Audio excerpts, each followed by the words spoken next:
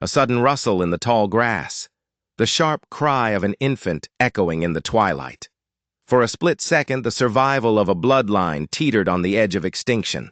Long before stone walls, fire-lit villages, and sharpened spears, early humans faced a world teeming with predators.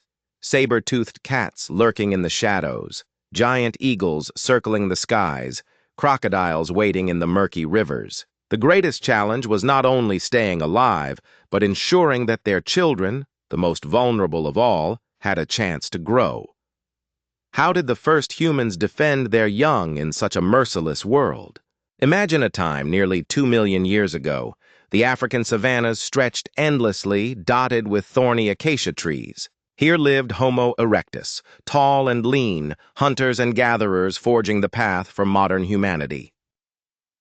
But unlike many animals, their infants were helpless for years, unable to walk, slow to develop, utterly dependent. To raise a child was to carry a burden that could mean life or death for the entire group. And yet, humans survived, they thrived, and the methods they used to protect their young were as creative as they were brutal.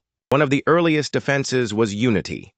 Fossil evidence suggests that humans evolved not as solitary creatures, but as social ones. Mothers were not alone in raising children. The entire clan became protectors. Anthropologists call this alloparenting, when fathers, siblings, even unrelated group members share the duty of defending and nurturing young. This was not out of kindness, but necessity. A child left unguarded could be snatched in seconds. By spreading the responsibility, early humans created a protective circle of eyes, ears, and strong hands. The phrase, "it takes a village," was not a proverb. It was survival. Still, unity alone could not stop the jaws of a lion. Early humans had to rely on weapons, though not the polished spears or arrows of later times. The first tools were stones, sticks, bones sharpened by accident more than design. Yet in a desperate moment, even a crude stone in the right hand could be enough to drive off a predator.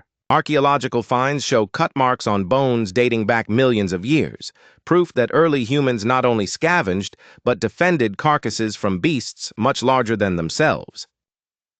If they could fight for food, they could fight for their young. But perhaps the greatest shield was fire. At first, lightning sparked it, and humans stole the flames. Over time, they learned to keep it alive, carrying smoldering branches across miles. Fire lit the night, keeping predators at bay. A circle of flames around a sleeping group transformed helpless infants from easy prey to guarded treasures. Fire did more than warm. It created a boundary between safety and the wild unknown. For a child born into a world of monsters, fire was the first fortress. And yet, not every danger had fangs. Nature itself was ruthless. Sudden storms, flooding rivers, bitter cold, all could snuff out fragile life. To counter this, early humans became masters of mobility.